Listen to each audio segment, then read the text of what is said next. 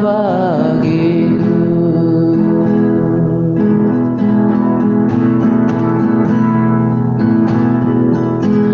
Yang ku rindukan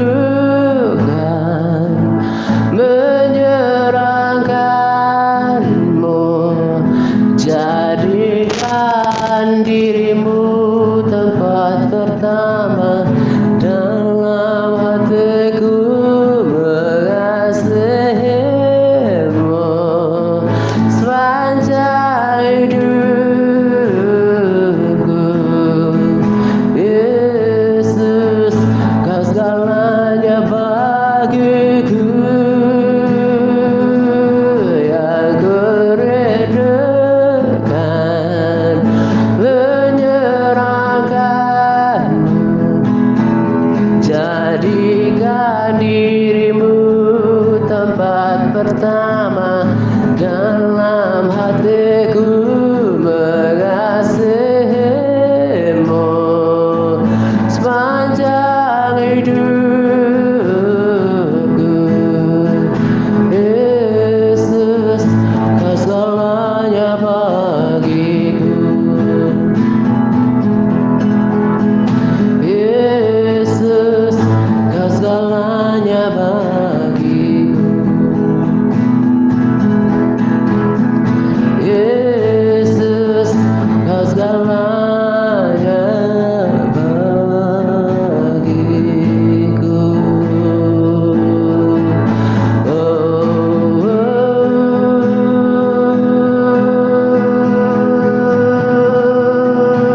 Selama aku masih bernafas,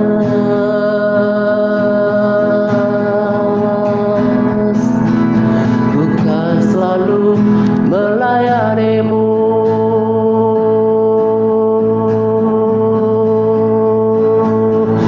mau selalu menyembahmu, mau selalu memujimu di setiap waktu.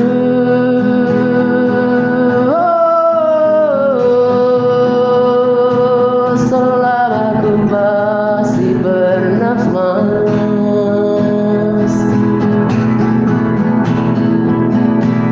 bukan tetap melayanimu,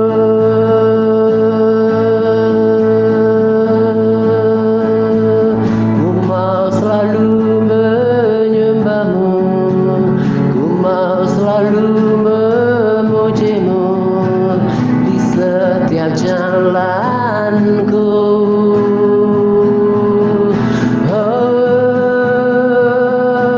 Selama aku masih bernafas,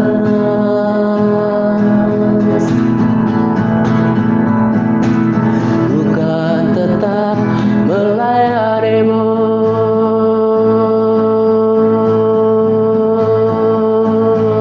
ku mau selalu menyembahmu, ku mau selalu memujimu di setiap waktu.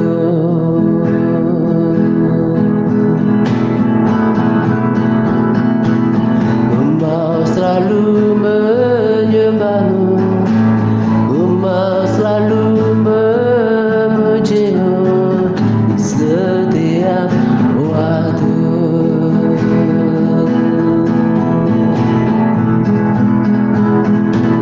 Ku mau selalu menyembahmu, ku mau selalu memujimu di setiap waktu.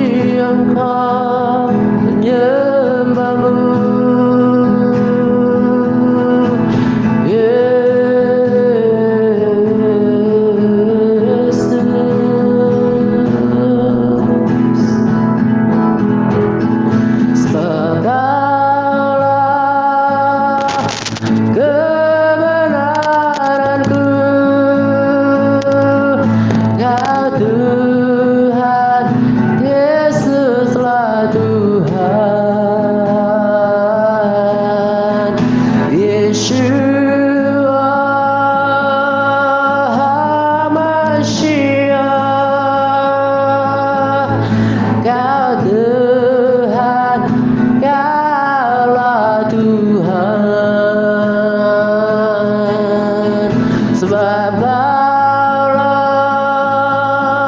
keselamatanku, Kau Tuhan, Yesuslah Tuhan, Yeshua HaMashiach, Kau Tuhan, Kaulah Tuhan, sebab Kaulah kebenaranku, Kau Tuhan, Yesuslah Tuhan, Yeshua HaMashiach, Kau Tuhan, Kaulah Tuhan, sebab Kaulah kebenaranku, Kau Tuhan, Yesuslah Tuhan, Yeshua HaMashiach, Kau Tuhan, Kaulah Tuhan, Yeshua HaMashiach, Kau Tuhan, Kaulah Tuhan, sebab Kaulah kebenaranku, Kau Tuhan, Yesuslah Tuhan, Yeshua HaMashiach, Kau Tuhan, Kaulah Tuhan, Yeshua HaMashiach, Kau Tuhan, Kaulah Tuhan.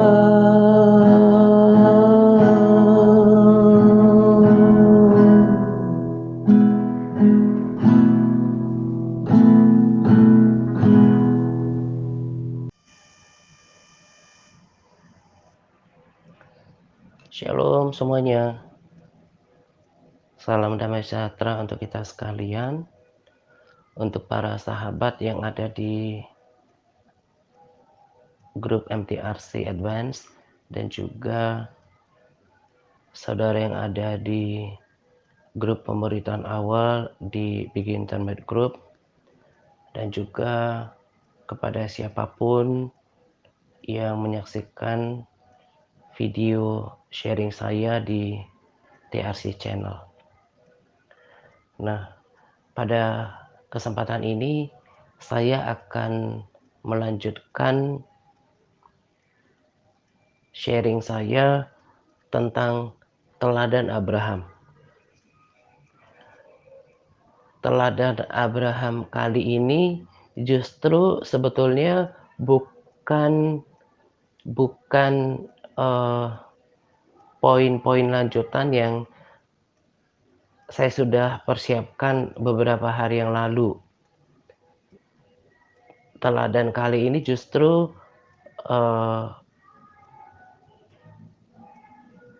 diwahyukan begitu. Saya dapatkan pengertian rema ketika saya melakukan dua hal. Pertama, menghafalkan modul tentang doa. Sebetulnya ini bukan topik tentang doa, tapi tentang doa orang benar gitu ya, karena saat ini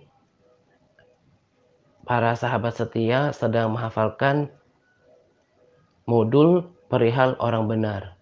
Tetapi kali ini, eee, part B ini hubungannya dengan doa orang benar gitu ya. Lalu sambil saya menghafalkannya, saya merenungkannya, lalu,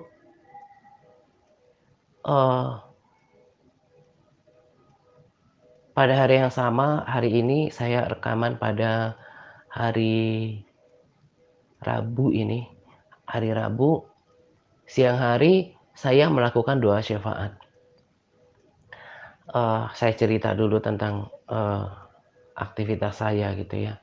Karena seperti yang saya, eee, sudah bagikan di waktu-waktu yang lalu dan juga para sahabat setia sudah tahu bahwa karakter sharing saya ini kan seperti ini, sederhana dan, eee, berbagi dari kehidupan pribadi, praktek hidup sehari-hari gitu ya. Nah, jadi di ruko, di tempat di mana saya sedang tinggal saat ini, eee, saya kan tinggal di lantai 2, lalu di lantai 1 kan disewa orang jadi konter handphone gitu. Nah, di lantai 2 ini, eee, ventilasinya, eee, kurang maksimal gitu ya, karena bukaan jendelanya ada di depan dan itu sekat untuk, saya, eee, tidur gitu. Nah, lalu saya setiap hari kalau bangun itu jarang pagi hari gitu. Nah, kalau bangun pun sudahlah, agak siang, lalu kan saya pernah cerita, pasti saya membangkitkan roh saya dulu dengan berbahasa roh, lalu kemudian baca Alkitab, lalu diteruskan dengan, lakukan exercise seperti yang saya sudah pernah share. Nah, tentunya berkeringat gitu ya. Saya bahkan lakukan exercise itu di lantai 3 gitu. Nah, kalau saya nyalakan AC untuk, eee, mendinginkan supaya, eee, mendinginkan suhu tubuh saya supaya nggak berkeringat, saya orangnya, eee, masuk anginan gitu ya, gampang masuk angin. Nah, jadi saya pikir di rasanya dari, eee, minggu yang lalu gitu ya, minggu-minggu belakangan inilah, saya berpikir kalau saya pakai waktu untuk mendinginkan suhu tubuh saya supaya nggak berkeringat gitu ya, kan kalau mandi juga dalam keadaan keringat kurang baik, lalu kemudian, mandi juga berkeringat malah nggak seger kan, karena, gerah lagi karena keringat. Jadi mau nggak mau harus ada, eee eee, seperti cooling down gitu ya, untuk me menetralkan suhu tubuh. Nah, sore juga kayak gitu.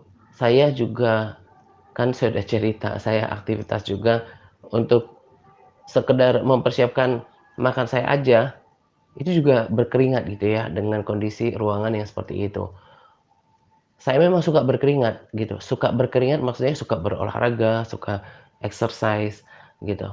Nah, jadi saya pikir siang hari, sore hari, kalau saya pakai masa-masa untuk menetralkan suhu tubuh saya ini sebelum mandi, sebelum doa, itu bisa terbuang rata-rata 1 jam setiap hari gitu ya. Kalau saya pakai untuk buka-buka sosial media, itu malah suka, eee, buka-buka yang nggak penting, maksudnya seperti berita-berita, akhirnya buka YouTube dengan kondisi kan kondisinya sedang, eee eee, ya kayak masa peralihan gitu ya. Jadi saya evaluasi alokasi waktunya itu kurang kurang tepat gitu ya. Maka saya, eee, putuskan untuk masa-masa itu saya tetap pakai untuk berdoa. Walaupun, eee, posisi doanya nggak seperti doa pagi, doa ya berdoa pada umumnya pagi atau malam gitu ya. Nah, saya memang duduk, saya tenangkan, diri saya tapi fokus gitu ya. Saya pakai waktu ini khusus untuk bersyafaat, karena kalau lagi keringatan main gitar juga nggak penyembahan kurang kurang nyaman gitu ya. Nah, tapi berdoa saya fokus, bersuara, bersyafaat itu tepat gitu. Nah, jadi masa-masa, saya mendinginkan, menetralkan suhu tubuh saya, baik, eee, siang setelah exercise, kemudian juga sore hari, saya pakai sungguh-sungguh dengan segenap hati berdoa syafaat gitu. Eee, saya orang yang sering mengucap syukur dalam banyak hal. Salah satunya adalah ketika Tuhan tambahkan saya hikmat. Hikmat itu kan, eee, hikmat itu adalah kebijaksanaan yang datang daripada Tuhan untuk mengelola, eee, hidup kita, mengatur waktu, eee, mengelola waktu ketika memutuskan sesuatu gitu ya. Nah, dan Tuhan tambah-tambahkan termasuk dalam hal bagaimana mengelola waktu, eee, saya katakan seperti waktu peralihan tadi gitu ya, ketika saya menetralkan suhu tubuh saya gitu. Nah, dan Tuhan terus tambahkan banyak hikmat dalam hidup saya. Nah, ketika saya, eee, merenungkan modul tentang doa orang benar, dikatakan di sana, saya akan bacakan di sini, dan nanti saya juga akan bagikan sebagai tambahan capas gitu ya. Dan memang ini sekarang sedang dalam proses menghafal. Di Amsal 15 ayat 29 berkata, "Tetapi doa orang benar didengarnya." Mazmur 34 ayat 16. Yang tadi Amsal 15 ayat 29b ya. Ini saya fokus untuk membacakan, perihal doa saja, doa orang benar. Mazmur 34 ayat 16. Ini saya bold pada capas. Dan telinganya, oke saya baca penuh. Mata Tuhan tertuju kepada orang-orang benar, dan telinganya kepada mereka, teriak mereka minta tolong. Mazmur 34 ayat 18a. Apabila orang-orang benar itu berseru-seru, maka Tuhan mendengar. Yakobus 5 ayat 16b. Dan orang benar, doa orang benar, bila dengan yakin didoakan, sangat besar kuasanya. Nah, saya ulang-ulang, saya hafalkan gitu ya. Dan memang inilah salah satu manfaat daripada menghafal modul. Akhirnya kita semakin semakin mengerti ayat-ayat firman Tuhan. Jadi kami yang sungguh-sungguh melakukannya dengan hati yang tulus, hati yang murni, akan mendapatkan manfaat yang luar biasa dari menghafalkan firman Tuhan. Kalau dilakukan menghafalkan firman Tuhan sekedar rutinitas untuk memenuhi tugas menghafal modul, maka dia akan dapatkan manfaat yang biasa. Tapi kalau sungguh-sungguh dilakukan dengan hati yang tulus, kesungguhan hati, bahkan hati yang menyukai firman Tuhan, maka akan dapatkan manfaat maksimal, dan itu yang saya rasakan. Saya sering berkata-kata kepada Tuhan bahwa, "Saya sekarang suka dengan firman-Mu, dan saya menyukainya," gitu ya. Dan saya akan terus belajar mendalami firman-Mu gitu. Karena itu tuntunan bagi diri saya, gitu ya. Nah, jadi ketika saya merenungkan ayat firman Tuhan itu, betapa luar biasanya sampai saya menghafal modul itu. Betapa luar biasanya, eee, betapa bukan cuma luar biasanya, tetapi betapa, eee, banyak banyaknya hal yang baik yang mestinya dikerjakan, diciptakan, dibuat oleh seorang benar hanya lewat berdoa. Nah, it pemahaman itu, rema itu kemudian menambah motivasi bagi saya untuk terus berdoa. Saya tidak pernah lupa dengan kesaksian Pastor Park yang berkata bahwa salah satu bahan bangunan orang percaya di surga adalah doa-doa yang dinaikkan kepada Tuhan. Memang ini bukan, eee, memang ini bu eee, memang tidak tepat ketika, kesaksian Pastor Park ini dijadikan sebagai alasan utama. Tapi nggak salah dijadikan sebagai motivasi. Karena kalau sampai Tuhan izinkan Pastor Park untuk melihat surga dan kemudian kesaksian beliau dibuatkan dalam video, itu kan berarti tujuannya untuk memotivasi orang percaya kan berdoa gitu ya. Tapi dasar utamanya kalau sampai bisa mencapai alasan utama ini adalah maka itu akan mendapatkan pahala yang besar daripada Tuhan. Ketika tahu berdoa itu mendoakan orang lain itu, saling mendoakan itu menyenangkan hati Tuhan. Lalu berdoa itu kan juga teladan Tuhan Yesus. Dia berdoa untuk murid-muridnya dan juga orang-orang yang akan datang kemudian. Dia berdoa ketika di kayu salib untuk bersyafaat untuk pengampunan gitu ya, untuk orang-orang yang telah me me me menganiaya, menyalibkan dan membunuh dirinya gitu ya. Nah, itu teladan Yesus. Jadi memang untuk sampai pada tahap alasan yang utama ini orang berdoa untuk menyenangkan hati Tuhan itu take proses. Tapi at least alasannya adalah sebelum sampai ke sana, tahu bahwa saling mendoakan itu adalah perintah Tuhan, menjadi melakukan firman Tuhan. Apa yang dikatakan di Yakobus 5 ayat 16. Karena itu, hendaklah kamu saling mengaku dosamu dan saling mendoakan supaya kamu sembuh. Nah, jadi saling mendoakan itu adalah bagian daripada perintah Tuhan yang harus kita lakukan. Jadi kalau orang memahami, kalau orang sudah sampai pada tahap bahwa mendoakan orang lain, bersyafaat untuk banyak hal itu menyenangkan hati Tuhan, melakukan kehendak Tuhan, meneladani, praktek hidup Yesus, bahkan, dimotivasi dengan bahan bangunan untuk surga, maka dia akan lakukan dengan tidak berbantah-bantah dan penuh dengan kesetiaan dan konsistensi. Dan saya bersyukur ya kepada Tuhan bahwa saya ingat bahwa ini sudah, awal Mei kita sudah 6 tahun. Kehidupan saya sudah banyak diubahkan. Saya bersyukur Tuhan ketika doa tadi pagi ya, saya katakan bahwa ini sebuah prestasi kesetiaan yang pernah saya miliki di dalam hidup. Bagaimana sudah mau 6 tahun saya setia, melanjutkan apa yang sudah saya kerjakan di pertengahan 2015 sejak saya sungguh-sungguh mengambil komitmen untuk mengikut Tuhan gitu ya. Yang doa pagi, bahkan lebih lebih awal lagi yang tadinya awalnya itu jam 4 kemudian, ke jam 2 gitu ya.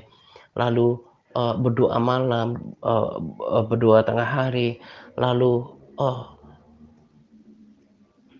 hal yang diubahkan Tuhan yang nyata yang saya betul-betul sadari adalah suka untuk berdoa, nggak punya beban apapun untuk mendoakan orang lain gitu ya. Itu menjadi gaya hidup dari diri saya gitu.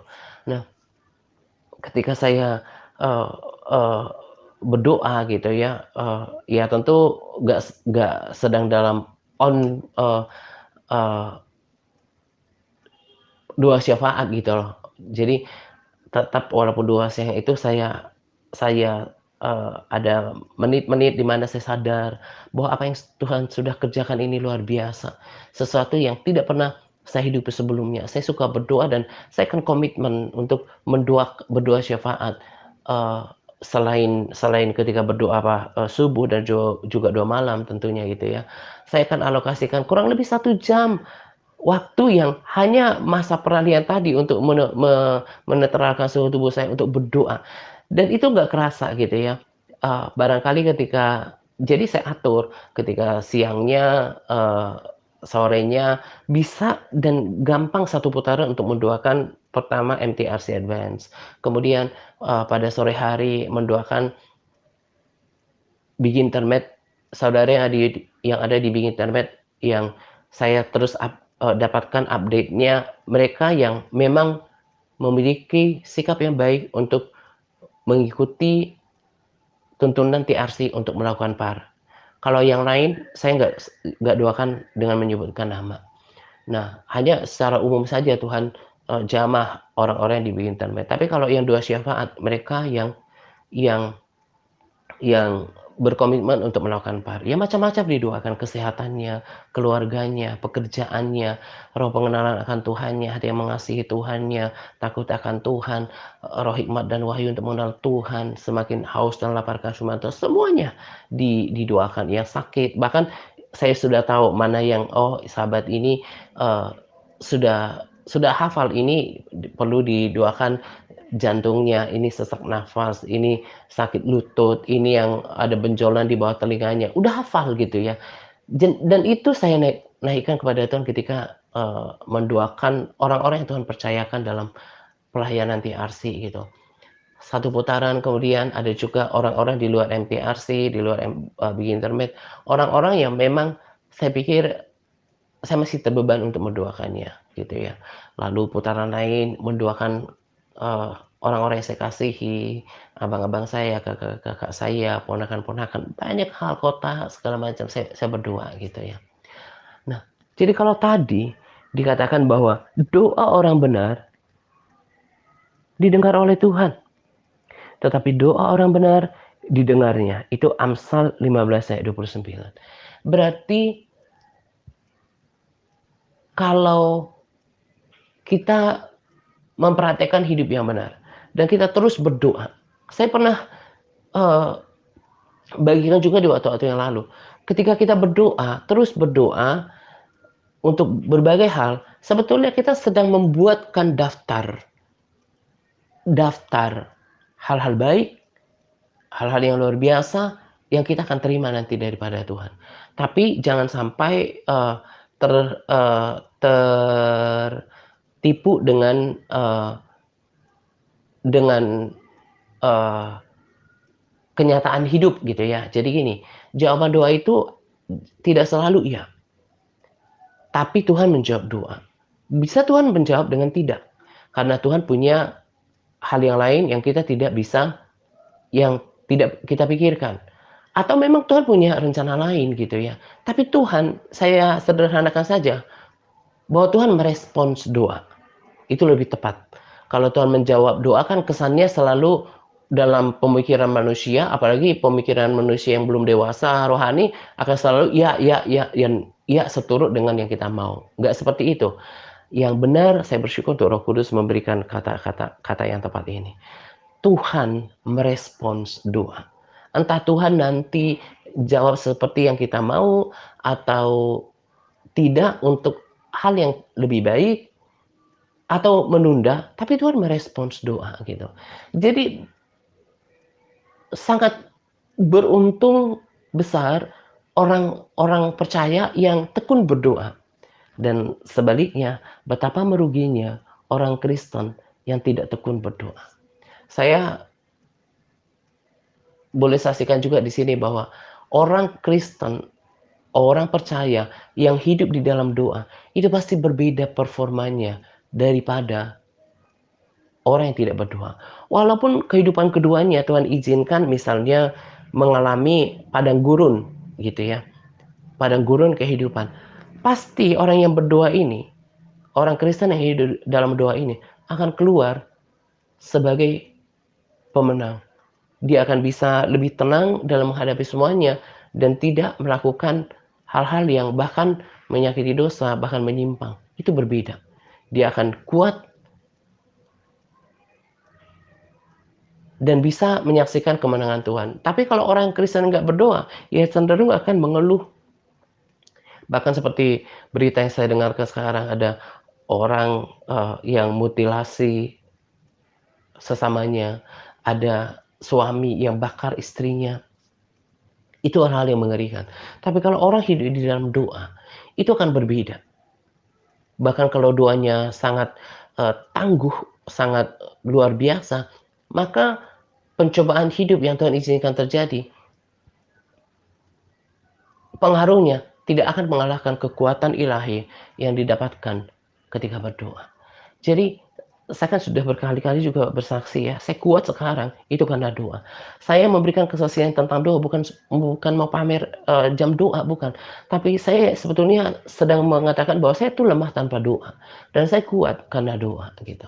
Nah, kembali pada, eee eee tentang, eee, hal yang luar biasa dari dua orang benar dan juga teladan teladan dari Abraham.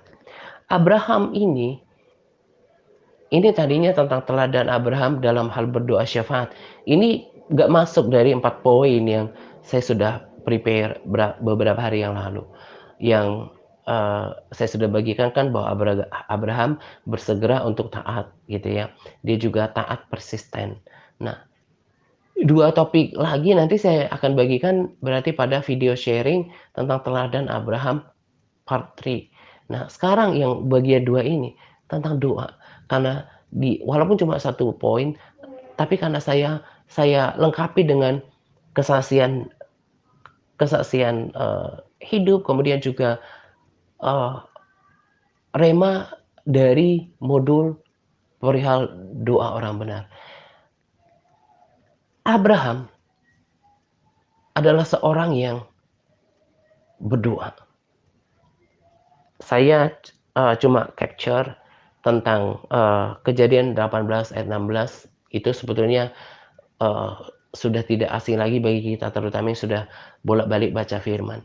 Bagaimana Abraham itu berdoa bersyafaat untuk Sodom dan Gomora. Itu sampai dicatat untuk menjadi pelajaran buat kita. Jadi lagi-lagi saya katakan, Abraham buk Abraham menjadi sahabat Tuhan bukan semata karena, oh lalu percayalah Abraham kepada Tuhan lalu Tuhan memperhitungkan itu sebagai kebenaran. Nggak cuman itu, ada penjabarannya di ayat lain yang berkata bahwa jadi Abraham bukan disamakan cuma karena imannya, tapi karena perbuatannya. Nah, salah satu perbuatan daripada, praktek hidup daripada seorang Abraham adalah orang percaya yang suka berdoa. Nah, sudah bosan saya mengatakan ini dari sejak dulu. Tetapi lihat praktek kebanyakan orang Kristen, mayoritas orang Kristen, sam eee, adalah praktek hidup yang sama yang kita pernah miliki, yang pernah jalani di waktu-waktu yang lalu. Kita nggak suka berdoa. Tetapi kalau mau menjadi sahabat Tuhan, saya baca bagaimana Abraham diberkati dalam segala hal. Dia sahabat Tuhan. Salah satu praktek hidup yang kita harus miliki adalah memiliki gaya hidup berdoa. Dan bahkan bukan lagi hanya berdoa untuk diri sendiri, tetapi berdoa syafaat. Berdoa syafaat itu kan mendoakan orang lain, mengendarai orang lain. Syafaat itu kan, eee, intercede, intercess itu berarti, eee eee, mengendarai gitu ya. Mengendarai, baik berdoa untuk orang-orang yang kita kasihi maupun teman-teman kita, sesama kita, saudara di dalam bikin tempat grup ini. Dan itu Tuhan suka. Itu salah satu daya tarik Tuhan terhadap Abraham. Saya percaya itu. Bagaimana seharusnya Sodom dan Gomora pun harusnya karena ada yang berdoa gitu ya. Cuma karena si Sodom dan Gomora tidak memenuhi kuota untuk diselamatkan oleh Tuhan. Akhirnya Tuhan hancurkan kota itu. Tetapi kemudian Tuhan selamatkan Nuh Dan kedua anaknya, di sana ada ayat-ayat yang kata-kata firman Tuhan yang menarik. Karena Tuhan ingat Abraham. Jadi Tuhan sangat tertarik dengan orang Kristen yang berdoa.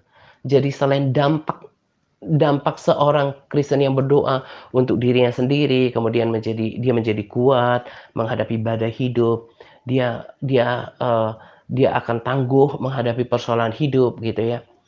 Tetapi juga menjadi faktor yang menarik, yang membuat Tuhan tertarik atas diri seseorang. Tadi saya sudah kesaksian. Bahkan di waktu sebelumnya saya sudah kesaksian tahun kedua pelayanan ini, saya masih berat untuk mendoakan para sahabat gitu. Saya sudah lakukan sih ketika Tuhan tegur saya bahwa kalau cuma melayani dengan posting tersebut itu cuma posting itu nggak keren, tapi harus berdoa, mendoakan mereka kan ada bagian doa, ada porsi doa. Dan seiring berjalannya waktu, saya diubahkan. Bukan cuma tanggung jawab karena saya melayani di sini gitu ya, jadi wajib, mendoakan gitu, bukan itu lagi. Tapi saya ingin menaikkan dupa-dupa yang harum di hadapan Tuhan lewat doa-doa. Salah satu bentuk dupa yang harum di hadapan Tuhan adalah doa-doa yang tulus, doa-doa syafaat. Sekalipun Tuhan murka dengan orang-orang di sekeliling kita, dengan orang-orang kita kasihi, orang-orang di sekitar kita, di kota kita, bangsa kita. Tapi kalau ada yang berdoa, Tuhan lebih mendengarkan doa. Tuhan lebih memperhatikan doa daripada dosa orang-orang yang menyakiti hatinya. Saya ulangi, kalau ada orang yang bersyafaat untuk Tuhan, mengantarai untuk banyak orang, Tuhan lebih memperhatikan doa syafaat. Tuhan lebih memperhatikan doa itu daripada dosa orang-orang yang menyakiti hatinya. Di hari-hari ini juga saya bahkan dapatkan bahwa kalau lebih banyak lagi orang yang memiliki kehidupan doa yang tulus untuk mengantarai orang-orang yang ada di dalam pelayanan TRC. Berarti lebih banyak lagi orang yang punya hati untuk keselamatan jiwa-jiwa. Lebih banyak lagi orang yang mengantarai orang berdosa kepada Tuhan. Kalau semakin banyak muncul orang seperti itu, yang saya percaya Tuhan akan memperbesar kapasitas pelayanan ini dan akan memenangkan lebih banyak jiwa, akan mengubahkan banyak orang. Kemarin kan non saya bersaksi di SKDB Internet. Saya juga heran ya, beberapa saudara kok bisa masuk ya ke ada grup-grup atau pelayanan-pelayanan atau mungkin gereja, I don't know, tentang nama-nama itu gitu ya, ajaran-ajaran sesat gitu ya. Akhirnya kemudian Nonse berkata bahwa hanya syukur dia keluar dari grup itu karena itu sesat katanya dan bergabung di sini. Nonse juga bilang bahwa saya haus akan Tuhan gitu ya. Itu kan Nonse ini kan orang-orang orang-orang yang juga gini, adalah orang-orang lanjutan gitu yang bersaksi tentang mau cari Tuhan dan ketemu komunitas grup yang tepat untuk mencari Tuhan gitu ya. Saya sudah sebutkan beberapa nama di waktu yang lalu. Bahkan mereka yang memilih keluar karena nggak setia, nggak konsisten, nggak bisa menjaga hati, juga adalah orang-orang sebetulnya yang awalnya mencari kebenaran.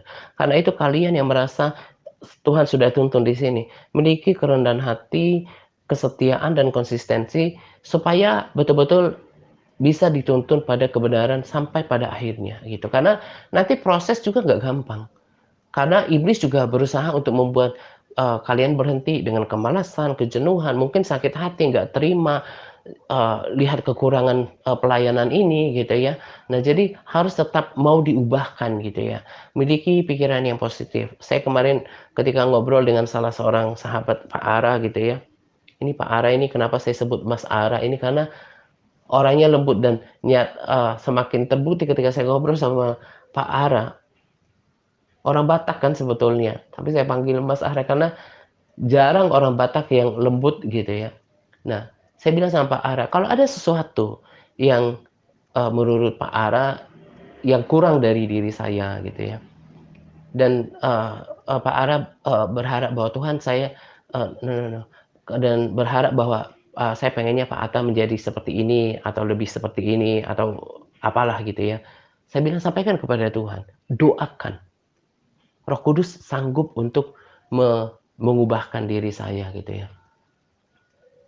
Jadi, eee, berdoa itu lebih lebih besar kuasanya daripada kita, eee, bukan sekedar lebih besar kuasanya, tapi itu lebih mulia dan Tuhan kehendaki daripada berkeluh kesah, apalagi melihat selumbar di mata orang. Saya ketika lihat, oknum hamba Tuhan yang sering saya rekomendasikan videonya, kita semua bisa lihatlah, belum sempurna. Tapi ketika saya lihat kekurangannya, oh saya katakan pada diri saya, "Oh yang ini saya perlu belajar." Dan saya tidak tidak membiarkan hati saya seperti memandang rendah beliau. Karena apa? Saya selalu langsung bercermin pada diri saya, buktinya dia lebih hebat daripada dirimu. Iya kan? Jadi itu juga prinsip itu baik bagi kita. Kadang-kadang orang terlalu mudah untuk, eee eee, melihat kekurangan orang, judge orang, kelemahannya. Sementara dirinya sendiri nggak ada apa-apanya. Nggak lebih hebat daripada orang yang dilihat selumbar itu, gitu ya. Nah, tetapi dengan mendoakan, kalau dengan hati yang tulus, hati yang hati yang murni, Roh Kudus bisa menegur orang itu dan kita bersukacita karena diubahkan. Kalau kita me menyerang seseorang karena kekurangannya, apalagi seperti yang dilakukan oleh orang jahat di luar sana, menjelek-jelekan orang gitu ya, itu kan bukan datang dari hati yang murni. Nah, sekalipun kemudian orang yang ditegur itu berubah, itu tidak akan menjadi sukacita bagi dia. Tetap aja amarah, amarah, amarah, amarah, karena nggak datang dari hati yang murni. Tapi orang Kristen yang berdoa, yang mendoakan sungguh-sungguh sesamanya, pemimpinnya, orang-orang yang dikasihinya, ketika dia lihat berubah, dia akan bersyukur, "Terima kasih Tuhan, telah mengubahkan, Engkau menjawab doa." Dan doa-doa kita akan mengikuti kita ke surga. Dan doa-doa kita dikatakan pada kesaksian itu kan menjadi bahan bangunan rumah kekal kita di dalam kerajaan surga. Nah, kembali kepada teladan Abraham. Abraham ini adalah orang yang berdoa. Kenapa dia menjadi sahabat Tuhan? Saya sangat percaya karena Tuhan melihat bahwa ada sesuatu yang yang mahal di dalam diri Abraham. Salah satunya adalah punya hati untuk bersyafaat bagi Sodom dan Gomora. Sodom dan Gomora itu kan ketika, Tuhan mau menunggang-balikkan kota itu, kan dia cuma punya ponakan di situ, Lot. Tapi dia ketika Abraham bersyafaat, dia tidak semata bersyafaat untuk ponakan sendiri, tapi untuk orang lain juga yang tidak ada hubungan darah dengan dirinya. Itu kan berarti Abraham memiliki beban untuk orang lain. Nah, orang Kristen yang diubahkan itu akan memiliki hati untuk mendoakan, orang lain, bersyafaat untuk orang lain, orang-orang yang dikasihinya. Saya lakukan itu dalam kehidupan saya, untuk kota, untuk bangsa, untuk negara, untuk gereja, dan itu yang kita lakukan di dalam pelayanan ini.